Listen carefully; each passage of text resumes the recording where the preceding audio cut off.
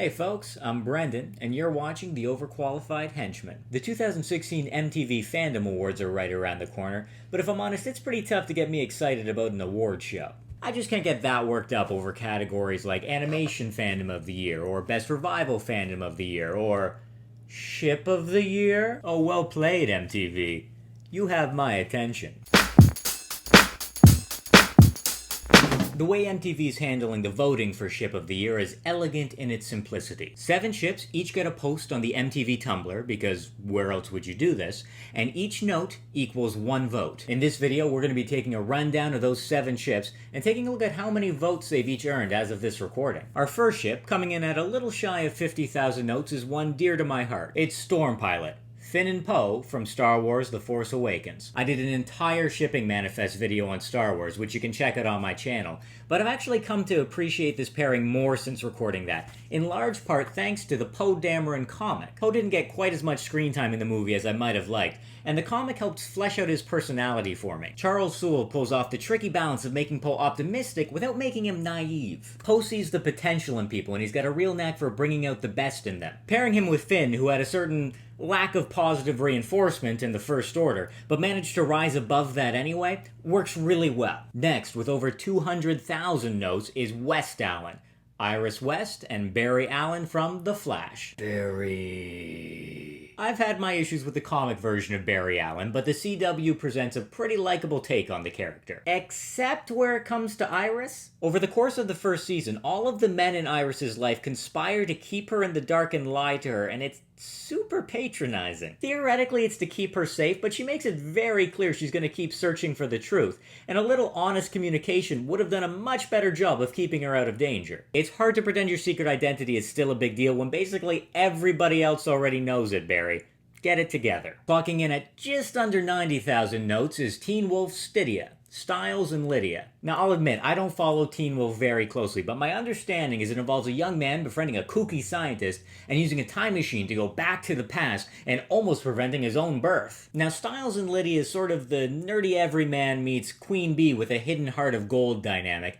And I mean, I remember liking it okay when Buffy did it with Xander and Cordelia. But I gotta ask MTV, you're going with Stydia on this one? Not Steric? Styles and Derek? I mean, I'm not judging. You do what you gotta do. Just interesting choice. With 69,000 votes is Stucky from Captain America Civil War. I also did a shipping manifest video on Civil War, so check that out. I'll put the links down below. With that in mind, I won't repeat myself too much, but I will say that bisexual Steve Rogers gives me life. After all, he's the land of equal opportunity. With well over 9.5 million votes is Olicity. You would not believe your eyes if 10 million fireflies. Ooh, sorry, misread that. It's Olicity, as in Oliver and Felicity from Arrow. Now, I'll be honest, I was pretty interested in the Barry Felicity hints we were getting a while back, if only because I wanted to see how they'd pulled it off between the two shows. Since then, Arrow has been working the Oliver Felicity angle hard, however, looking to make that the show's de facto ship. Even more recently, though, Oliver called off their engagement, and Felicity spontaneously healed from a spinal injury so she could get up out of her wheelchair and walk out on him. Points for commitment to drama. I don't know, can we get Iris and Felicity together? I feel like they can both do better than their respective super friends. With 48,000 notes, Shadowhunters, The Mortal Instruments, brings us Malec. And this might be a good time to admit that I haven't seen a single episode of this show. I know, bad form, but all that legal drama around the name kind of turned me off. All that just end up with something as generic as Shadowhunters? Dark Fighters,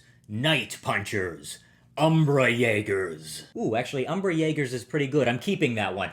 Copyright trademark dibs. Anyway, my research tells me that Malec is the ship between Magnus Bane and Alec Lightwood. You're killing me with these names. Okay, so Ally McGoodtree is a by-the-books part angel, whereas Extra Large Bad is the part demon High Warlock of Brooklyn. Side note, if he's the High Warlock of Brooklyn and Steve Rogers is just a kid from Brooklyn, has anybody done that crossover? Somebody should do that crossover. They called off a wedding by making out in front of all of Alec's friends and family. Good on ya, Alabama Brightbone. Finally, with more than 8.5 million notes, is the hundreds Clark and Lexa, or Clexa. This is the one for all of you who like those sad endings. So the 100 is a little bit Hunger Games, a little bit Maze Runner, a little bit Game of Thrones. And the relationship between Clark and Lexa is kind of interesting, because sometimes feelings have to take a backseat to political alliances, or just survival. Of course, they were two women in a relationship on television, so the more jaded among you may have realized that survival was never really on the table anyway. Clexa was shot and killed, joining a list of 18 lesbian and bi female television characters who've been killed off in 2016. That's 18 since January. It's July. And yes, lots of people die on the 100. It's a post-apocalyptic action show. That's gonna happen. Still, there's a weird pattern there, and fans were understandably upset. That could probably be the topic for a whole other video, but in the meantime, Autostraddle has a great article on the subject.